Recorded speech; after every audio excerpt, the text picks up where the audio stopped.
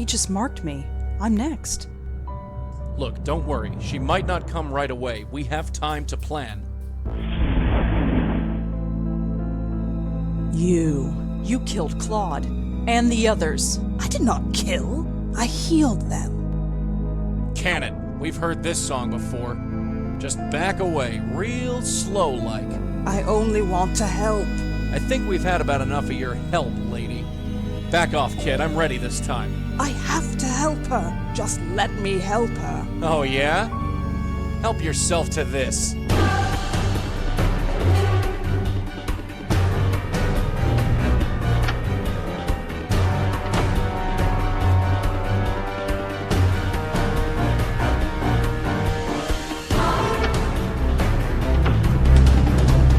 Where is she? She isn't far. I can sense her. You think I'm telling you? Where? Well, I know for sure she's not through that door behind you.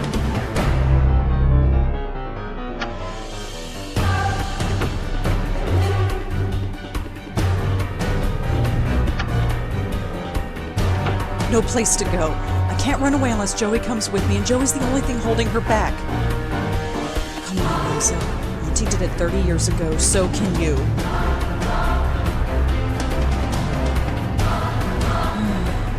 I wish you were here, Auntie. I really do. That's far enough, sister. Joey, leave it. Leave it like hell.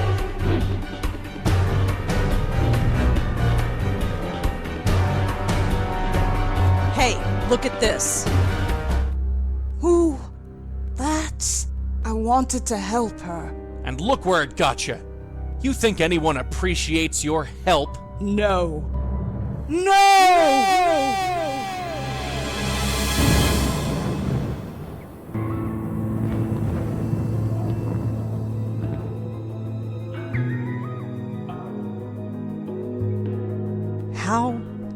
How did we end up here? I have brought you here.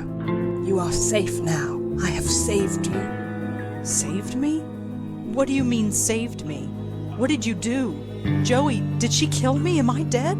I don't know. Lady, I suggest you start talking. There is nothing to say. You are safe now, both of you. My dear, you carry on so. You. It's you. I've been looking for you for so long. Why did you leave me? My poor host, you cast me out. You broke our bond. It's too late to repair it. What? No. Why would I do that? Your mind is so broken that you do not remember. My, you are a mess. You don't even know your own name, Countess, indeed. Regardless, it is time for this to end. End? Is there an end? For you, there can be, if you let me. I trust you, Madeline. I always have trusted you. Rosangela Blackwell, Joseph Malone, it is a pleasure to finally meet you. I'm sorry it had to be under such unpleasant circumstances. Unpleasant is right. Who are you? My name is Madeline, and a long time ago, I was this poor soul's spirit guide. She corrupted our bond, and I'm afraid the damage to both of us was quite severe. Can you help us? Can you help us end this cycle of death? Who are you? As I said, my name is Madeline, and a long time ago, I was a spirit guide to the woman you know as the Countess. We were bonded, much like you and your guide are, but much has changed, and time is short. Will you help us? I know you. I have been trying to reach you in your dreams. At long last, I am able to manifest myself here, but time is short. Will you help us? We've got some questions first. Yes, I'm sure you do, but time is short. Will you help us? Yes, I'll help you. I don't have much choice. She's killed me. Killed you? No! She left you quite unharmed. But regardless, there is no time to waste. Come with me. Now just relax. Hey, what's the big idea? All right, you. Talk. Where are they? The pattern. They're going to fix the pattern. Talk sense, will ya? The source. Cut off the source and the pattern will revert. Why do I bother? Great. Trapped on another plane of existence with the Countess of Crazyville. They better know what they're doing.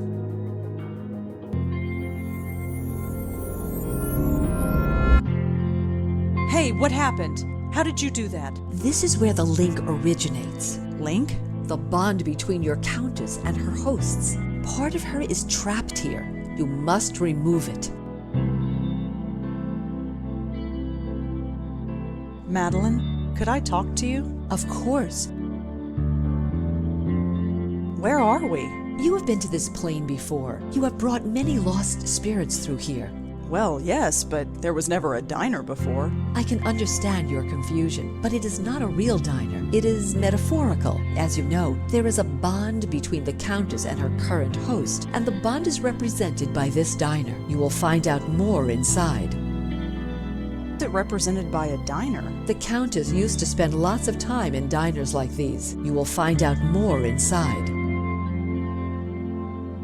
This bond, how do I break it? Part of the Countess is trapped inside. You must find it and remove it. How did the Countess break the bond between you? She did not break the bond, but moved it. To be rid of me, she had to form a bond with someone living, someone who could, in essence, become her guide. How she acquired this knowledge, I do not know. I only know that it was accomplished. Who did she pass it to? Joe Gould. It was an easy task, since his mind was already broken. Upon Gould's death, it was passed on to Joseph Mitchell. And now Charlie Meltzer. Yes, it must be broken if this is to end.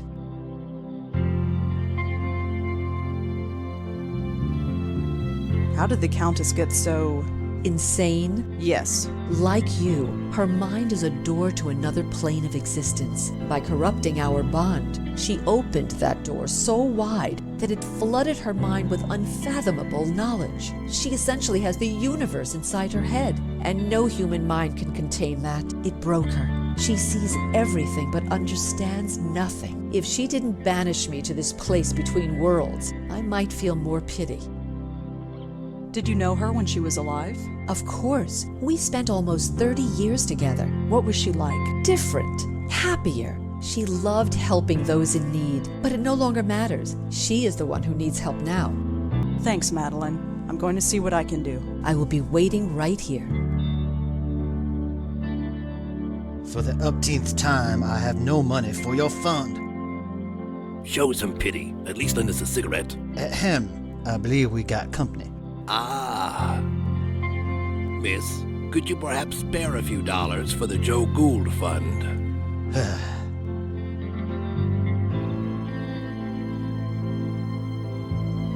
Hello. You're Joseph Mitchell, aren't you? I believe you have the better of me, Miss Blackwell. Rosangela Blackwell. Blackwell, huh? I might have known.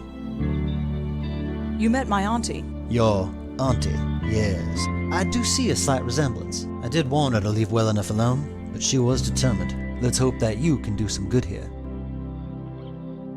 What are you doing here? We are echoes, leftovers, if you will. We were linked to the Countess when we were alive. When we died, part of ourselves got trapped here. So you're not a ghost? Not fully. I'm not sure what I am. I remember living, I remember dying, but I don't feel like Joseph Mitchell. All I know is that when I thought of death, an eternity with Joe Gould was the last thing on my mind. What is your connection to the Countess? I don't know. I never met the woman. Joe Gould was the one who knew her. He had a special bond with her, apparently, but somehow he passed it on to me when he died. Next thing I knew, I was murdering people by writing about them. There was no choice. I had to stop writing. I studied some of your work in journalism school. Now that's just foolish. I was a relic, even before I died. The city I wrote about has long since evolved and changed into something completely different. But that's New York City, isn't it? Wouldn't be New York if it stayed the same year to year. I'm sorry you had to stop writing. So am I.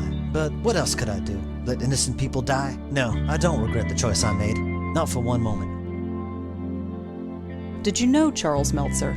Yes, I did. He worked at the New Yorker back in the late 70s. He would come into my office and ask about the old days, and I was happy to tell him. I knew he would never cut it as a reporter, but he had a very keen, analytical mind. I almost forgot all about him, but it appeared a link formed between us, nonetheless. When I died, my connection to the Countess passed on to him. Charles Meltzer is using the Countess to kill people. By accident? No, on purpose. He sent her after me. Now, that's a shame. I'm aware that through my actions I killed a few people, but I could forgive myself for it, since I was unaware of what I was doing. But many times I thought to myself, I have a weapon. It's untraceable. Nobody knows about it. I could use it, but I did not. I was tempted, but I did not. Not once. You have to stop Charles. Break this link, destroy this place. No more innocents should have to die. How do I break this link? I wish I knew. I'm afraid all this is a bit beyond me. Why did you write about Joe Gould? He's a fascinating man. Intolerable company, but fascinating. He exemplified everything about New York at the time. Its artistic expression, its frustration, its joy and heartbreak. His oral history, or the idea of it, energized the work of dozens of writers and intellectuals. But the more I got to know him, the less I wanted to be around him. Did you ever read Joe Gould's oral history? That, it never existed. Or if it did, Mr. Gould never shared it with anyone, which amounts to the same thing. You know why I never wrote it down. People would have died. You didn't stop telling people you were writing it, did you? What could I say? The truth? They would have chucked me in a loony bin. Thanks for talking, Mr. Mitchell. I'll see what I can do. Thank you, Miss Blackwell. Hello. Hello. My name is Joseph Ferdinand Gould. I am graduate of Harvard magna cum difficultate and chairman of the board of Wheel and Woe Incorporated. In exchange for a drink, I'll recite a poem, deliver a lecture, argue a point, or take off my shoes and imitate a seagull. I prefer gin, but beer will do. I've been hearing a lot about you lately. My reputation precedes me. I saw your portrait in the Minetta. The Minetta. Yes, I'm quite famous there, you know. I gathered. It's all thanks to Mitchell, of course. The Joe Gould Fund filled its coffers nicely when he wrote his article. What are you doing here? I don't quite know myself. We've all got to be someplace. As I understand it, I was mentally linked to my old friend, the Countess. I wish I'd known. It explains everything that my work was trying to prove. Your work? I have had many callings. I studied the seagulls of the world and learned their language. I spent months measuring the heads of 1,000 Chippewa Indians. But before I died, I was putting to paper the most important literary work known to man, the oral history of our time, with a compilation of the conversations of the city, overheard in bars, subways, street corners, and diners. Put together and studied properly, it would have revolutionized everything. How would it have revolutionized everything? We were all connected, every single one of us. But how? Think of the ramifications if we found out. It sounds like quite an undertaking. It was my life's work.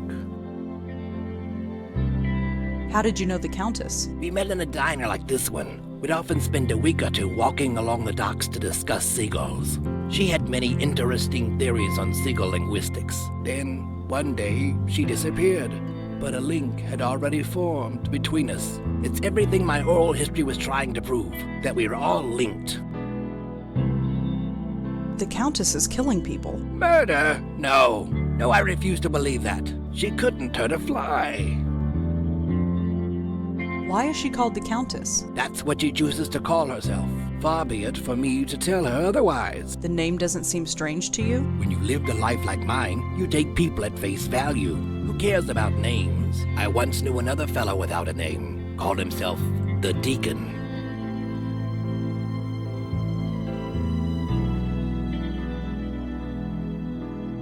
The Deacon? You knew the Deacon? Oh yes, he was this gloomy career drunk. One summer night while sitting in a doorway of the Bowery, he caught the scent of sulfur.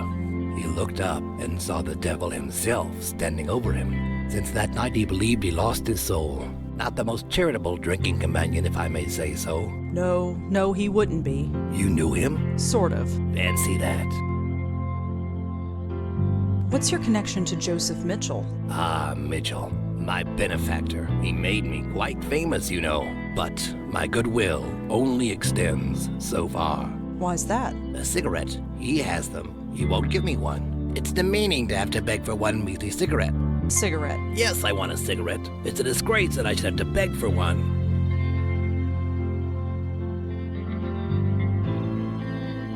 I'd like to read the oral history. And I'd like you to, but I'm afraid it belongs to the ages now. There was also the problem of it never existing in the first place. Of course it existed, only not on paper. It was over 3 million words, 3 times the size of the Holy Bible. The work transcended mere parchment and ink. What about those essays you published in the Dial? A passing fancy, nothing more. You wrote essays? For the now defunct Dial magazine. I still have the originals. Do you want to see? I'd like to see that essay. Here you go. It appears to be an essay about insanity, but the handwriting is so awful I can barely make it out. Just as well. I don't have time to read all this stuff.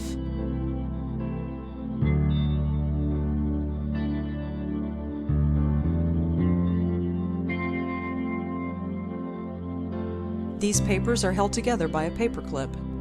I don't think he'll miss this. This handwriting makes my eyes water, but I think it's an essay about insanity. I don't think it's important. Here you go. Always glad to share. Mr. Mitchell, Yes. why don't you give him a cigarette? When you give that man a cigarette or a drink, he likes to talk. And the only subject Joe Gould likes to talk about, at length, is Joe Gould. And the only person for him to talk to is me. So, I do not give him a cigarette. Would you give him a cigarette if I spoke to him for you? I might. If you can get him away from me, I might. But we can't leave this diner, and the door to that kitchen is locked. Can't you just float through the wall? Believe me, I've tried that. It doesn't work. Not here. Thanks for talking, Mr. Mitchell. I'll see what I can do. Thank you, Miss Blackwell.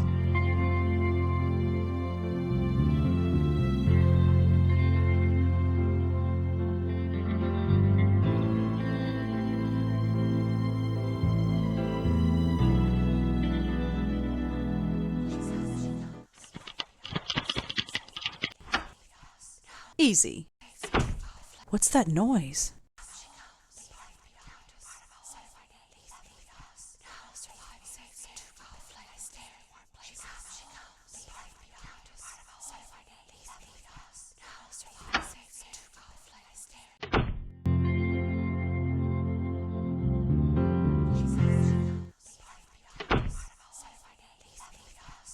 That's weird. There's a strange glow coming from inside.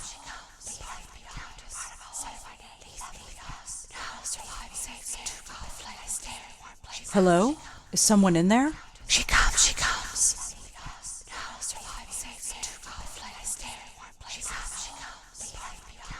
Are you the Countess? Countess, one of my names. Yes, I no longer live, but part of me remains.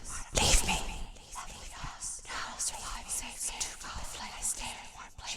I need to take you out of here. No, safe here, warm here. I stay in warm places. Too cold out there. My hand goes right through it. No, too cold. I will survive here and save fire. Leave me. Well, see ya. I'm talking to an oven. A sound idea. I'm sure it made more sense than most people I know. So this is the kitchen. Such a bare and emotionless place. Not even a bottle of ketchup.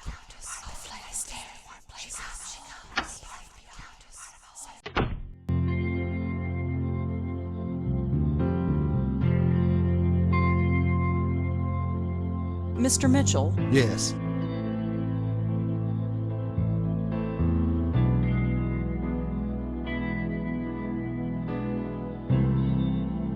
Gould has left the room. I see. Thank you for that. Have you reconsidered giving him a cigarette? I suppose I have been a little hard on the man. Here, I don't smoke anymore anyway. Give him the whole pack.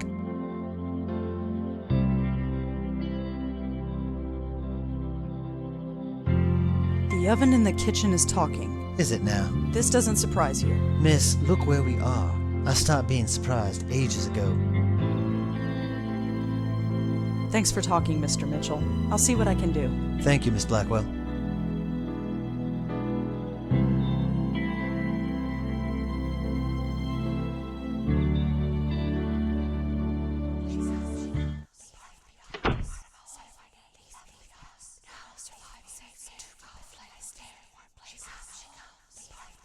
Joseph Mitchell wanted you to have this. Ah, nice contribution to the Joe Gould Fund.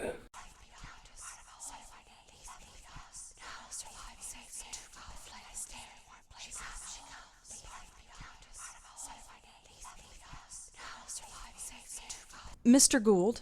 She returns. Say, can you spare a few dollars for the Joe Gould Fund? I'm afraid I'm a little short. Fair enough, fair enough. Liking your cigarette? It's delightful. Here, feel free to join me. Thanks, but I don't smoke. You might as well keep it. When a man is rich, he can afford to be generous.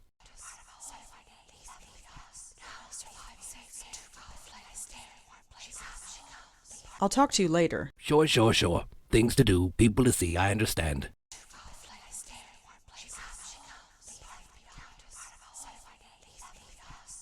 Is this warm enough? Warm. Safety. The flame will carry me. Thank you. That sounds ominous.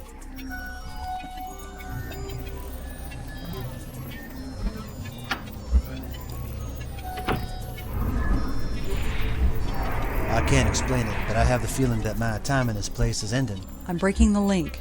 It'll all be over soon. Over, yes. I can't say that I ever understood any of this, but I do know one thing. Gould was right. We are connected. Every single person on the planet. It's a pattern so complex that we can't even begin to understand it. So don't try to understand it. Gould tried, and he lived a miserable life. Just live, and be happy in living. Anyhow, you best get going. You got a job to finish.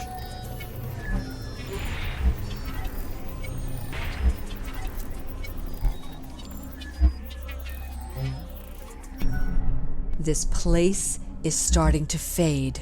That's good, right? Once this place is gone, the link is gone too. The killing will stop. This means something to you, the killing. She killed someone right in front of me. I want to stop that from happening again. Imagine that. Genuine heart. Your predecessor was not graced with such compassion. Predecessor? Do you mean Lauren? My Auntie Lauren? We should not stay here. This place will soon cease to be. Come.